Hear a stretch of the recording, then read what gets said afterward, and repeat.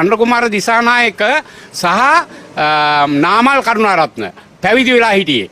නාමල් කරුණාරත්න පැවිදි වෙලා හිටියේ උයන්දන පන්සලේ පාලිත හාමුදුරුවොත් එක්ක. අනුර කුමාර දිසානායකයි ලාල්කාන්තයි මගේ බස් එකේ හැංගිලා හිටියේ ආමියකින් අත්අඩංගුවට ගනී කියලා. අඩාඩුගම ගොජන සේවයකට ගිනි තිබ්බේ ජෙවිපියකින්. ඊළඟට කිරලව පාලමේ සම්පූර්ණ සිල්වරන් කොටන් ටික ගලවලා වීසි කරා. ඊළඟට ඉස්කෝලේට ගිනි තිබ්බා. බස් ගිනි තිබ්බා.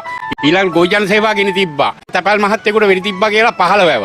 ඇරාවුල පුංචිපණ්ඩ ග්‍රාමසේවක මහත්තයාට වෙඩි තිබ්බා. වින්නු මාතාවකට වෙඩි තිබ්බා. කිරිබෝලේ කියලා නංගි කෙනෙක් කිඹිස්සේ. එයා ඇවිල්ලා දේශපාලනය කරන කෙනෙක්. එයා රැකියාවක් කරා මේ මොන්ටිසෝරි එකේ යන්නවා. එයාට වෙඩි තිබ්බා.